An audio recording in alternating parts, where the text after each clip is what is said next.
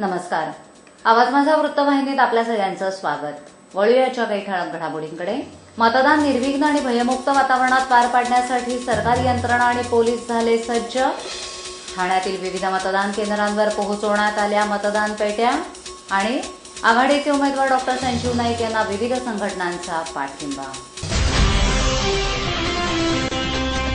ठाणे जिल्ह्यातील 4 लोकसभा मतदारसंघातील मतदान निर्विघ्न आणि भयमुक्त वातावरणात पार पाडण्यासाठी सरकारी यंत्रणा आणि पोलीस सज्ज झाले असून सुमारे 811 संवेदनशील मतदार केंद्रांवर सीसीटीव्हीद्वारे नजर ठेवण्यात येणार आहे. त्यातील जोखमीच्या 418 केंद्रांचं व्हिडिओ शूटिंग करण्यात येणार आहे. ठाण्याचे जिल्हाधिकारी पी वेलरासू, पोलीस अधीक्षक राजेश प्रधान, अतिरिक्त पोलीस आयुक्त ज्ञानेश्वर फडतरे यांनी या पूर्वतयारीची माहिती एका पत्रकार परिषदेत दिली.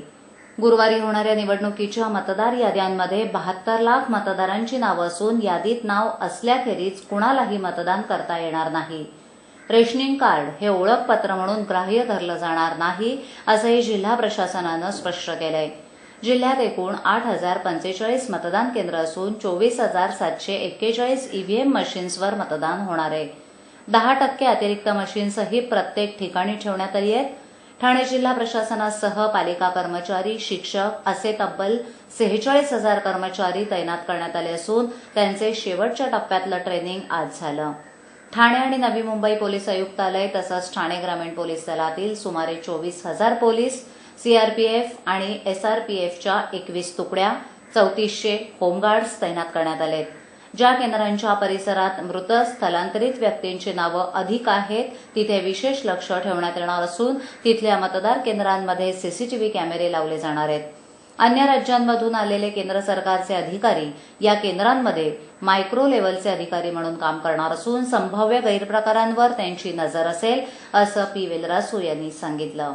गुन्हेगारी प्रवृत्तीच्या व्यक्तींवर प्रतिबंधात्मक आणि तडीपारीची कारवाई करण्यात आली आहे. काही जणांना अजामीनपात्र वॉरंट बजावण्यात आलं असून सुमारे 80 वॉन्टेड गुन्हेगारांना अटक करण्यात यश आल्याचंही पोलीस अधिकाऱ्यांनी सांगितलं. जिल्ह्यामध्ये येणाऱ्या अवैध मद्यसाठ्याविरोधातही ठोस कारवाई करून 37 लाख रुपयांचं मद्य जप्त करण्यात आलंय. या प्रकरणामध्ये 497 गुन्हे दाखल झाले असून 324 जणांना अटक करण्यात आली आहे. ठाणे महानगरपालिका हद्दीत घर घेताय का? मग ते अनधिकृत तर नाही ना, याची खातर जमा करा. तेव्हा घराची डोळस खरेदी करा. आपली कुठे फसवणूक तर होत नाही ना, यासाठी ठाणे महानगरपालिका मुख्यालयातील 4थ्या मजल्यावरील बांधकाम विभागात घराचा सर्वे नंबर, टिक्का नंबर याची खातर जमा करा. घराचं स्वप्न अवश्य करूया साकार, पण अनधिकृत घराचा नका करू कधीही विचार. अधिकृत घर म्हणजे उद्याची देखील निश्चिंती. अनधिकृत घराचे दार म्हणजे डोक्यावर कधीही तोडण्याची टांगती तलवार. जगणं तुमचं होऊ दे सुरेल गाणं, स्वच्छ सुंदर आणि अधिकृत घरांचं हजरं ठाणं. ठाणे महापालिकेतर्फे जनहितार्थ प्रसारित. आवाज माझा पहा आता युट्यूबवर देखील. लोकसभा निवडणुकीच्या शेवटच्या टप्प्यात मुंबईसह ठाण्यातही 24 एप्रिल म्हणजे उद्या मतदान होणार असून त्या दिशेने निवडणूक आयोगाची जोरदार तयारी सुरू झाली आहे. ठाण्यातील विविध मतदान केंद्रांवर मतदान पेट्या पोहोचवण्यात आल्या असून आता सामान्य नागरिकांचं आणि विविध पक्षांचं लक्ष उद्याच्या होणाऱ्या मतदानावर लागलं आहे. 16व्या लोकसभा निवडणुकीच्या मतदानाचा उद्या शेवटचा टप्पा पार पडणार आहे. याच पार्श्वभूमीवर उद्या 24 एप्रिल रोजी ठाण्यामध्ये सकाळपासूनच मतदान होणार असून त्या दिशेनं निवडणूक आयोग जोरदार कामाला लागल्याचं ठाण्यात पाहायला मिळालं. ठाण्यातील ज्या ठिकाणी मतदान केंद्र आहेत त्या ठिकाणी मतदानाच्या पेट्या पोहोचवण्याचं काम सध्या युद्धपातळीवर सुरू आहे.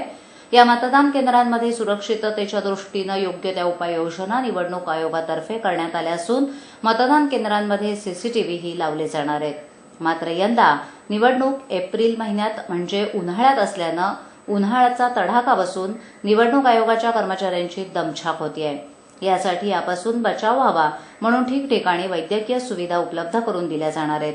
उद्या होणाऱ्या मतदानाच्या दृष्टीनं योग्य ती खबरदारी निवडणूक आयोग आणि शासनाकडून घेण्यात आली आहे. सामान्य नागरिकांनाही उद्या मतदान करताना कोणताही त्रास जाणवणार नाही याकडे निवडणूक आयोगानं विशेष लक्ष दिलं आहे.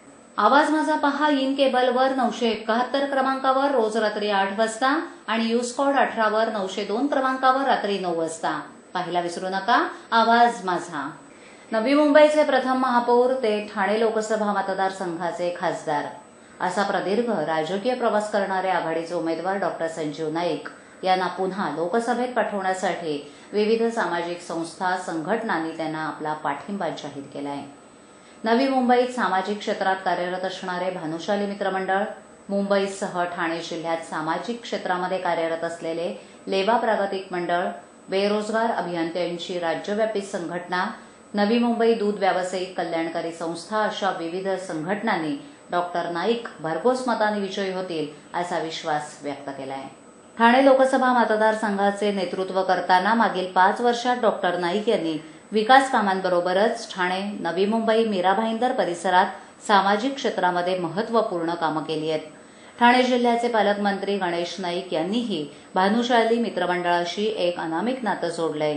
त्यामुळेच मंडळाचे अध्यक्ष वसंत भानुशाली यांनी लेखी पत्र देऊन डॉक्टर नाईक यांना पाठिंबा जाहीर केलाय.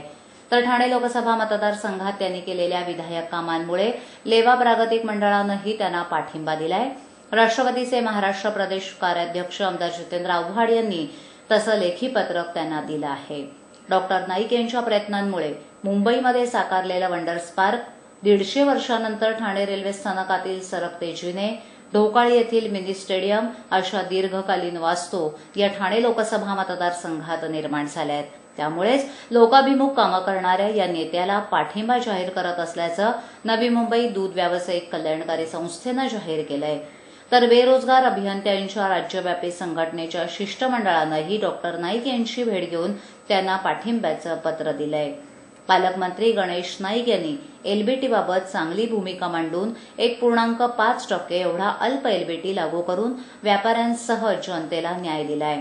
जनहितार्थ त्यांनी केलेल्या कार्यामुळेच नवी मुंबई मोबाईल असोसिएशननंही डॉक्टर नाईक यांना आपला पाठिंबा जाहीर केलाय. उद्या मुंबई, रायगडसह ठाणे जिल्ह्यात मतदान होणार असून लोकांना मतदान करता यावं म्हणून निवडणूक आयोगानं सुट्टी जाहीर केली आहे. यावेळी पहिल्यांदाच लहान मोठे सर्वच उद्योग आणि कंपन्या बंद ठेवण्याच्या सूचना निवडणूक आयोगाकडून देण्यात आल्या आहेत. लोकसभा सार्वत्रिक निवडणुकीचे महाराष्ट्रातील शेवटच्या टप्प्यातील मतदान गुरुवारी उद्या होणार असून त्या दिवशी औद्योगिक उपक्रम, दुकानं आणि व्यापारी संस्थांमध्ये काम करणाऱ्या कामगार आणि कर्मचाऱ्यांना मतदानासाठी भर पगारी सुट्टी देण्याचे निर्देश भारतीय निवडणूक आयोगाकडून देण्यात आले आहेत. तसंच मतदानाच्या दिवशी सर्व दुकानं आणि व्यापारी आस्थापनं बंद ठेवण्याच्या सूचनाही आयोगानं केल्या आहेत. बाबा उद्या फी भरावीच लागणार. पैसे पाठवू कसे? सोपं आहे. टीजीएसबी मध्ये खातं आहे? हो आहे. गुड. एटीएम कार्ड आहे? मग पैसे इथल्या शाखेत टाका आणि त्यांना कुठल्याही एटीएम मधनं काढायला सांगा. बँक नेटवर्कच्या कुठल्याही एटीएम मध्ये तुम्ही टीजेएसबीचे एटीएम कार्ड वापरू शकता. बाबा पैसे मिळाले. आता बँकिंग इज नो टेन्शन यार. आवाज माझा पहा आता युट्यूबवर देखील. निवडणूक काळात ठाणे पोलिसांनी गेल्या काही दिवसात ठाणे पोलीस आयुक्तालय परिसरात शस्त्र जवळ बाळगणाऱ्या 12 जणांना अटक केली आहे. ठाणे पोलीस आयुक्तालय परिसरात भिवंडीचा काही भाग, कल्याण, ठाणे हे लोकसभा मतदारसंघ येतात. या मतदारसंघात निवडणुकीदरम्यान काही अनुचित प्रकार घडू नयेत यासाठी ठाणे पोलिसांनी विविध ठिकाणी नाकाबंदी, तपासणी, कोम्बिंग ऑपरेशन सुरू केली आहेत. शहरातील विविध लॉज, हॉटेल्सची कसून तपासणी करण्यात येते. या तपासणीत पोलिसांनी आतापर्यंत 12 शस्त्र हस्तगत केली आहेत. ठाणे पोलीस आयुक्तालय क्षेत्रातील मुंब्रा, भिवंडी, राबोडी परिसरावर पोलिसांचं विशेष लक्ष आहे. संशयास्पद व्यक्ती आढळल्यास पोलीस त्याची कसून तपासणी करत आहेत. पोलीस आयुक्तालय परिसरात येणारी वाहनांचीही कसून तपासणी करण्यात येते. कोणतंही संशयास्पद वाहन आढळल्यास त्याची तपासणी करण्यात येते.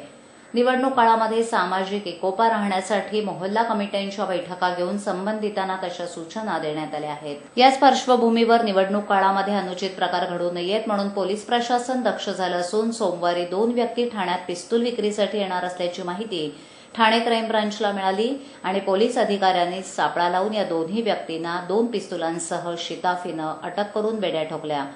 ठाणे क्राईम ब्रांचच्या युनिट क्रमांक 1च्या अधिकाऱ्यांना ठाण्यात 2 व्यक्ती पिस्तूल विक्री करण्यास येणार असल्याची माहिती मिळाली होती. या माहितीच्या आधारे युनिट 1च्या अधिकाऱ्यांनी काही पोलिसांना डमी खरेदीदार बनवून सापळा रचला. सोमवारी 12:30 वाजण्याच्या सुमारास कल्पेश आंधळे आणि ज्ञानेश्वर शिंदे पिस्तूल विक्री करण्यास आले असता क्राईम ब्रांचच्या पथकानं त्यांना अडवून त्यांची झडती घेतली. यावेळी या दोघांजवळ लपवलेली 2 फॅक्टरी बनावटीची 2 पिस्तूल हस्तगत करण्यात आली. ताब्यात घेतलेल्या पिस्तुलांमध्ये 2 जिवंत काडतुसं मिळाली आहेत. या पिस्तुलांची किंमत 70,000च्या घरात असावी असा अंदाज पोलिसांनी वर्तवला आहे. आजच्या ठळक घडामोडी शेवटी पुन्हा एकदा.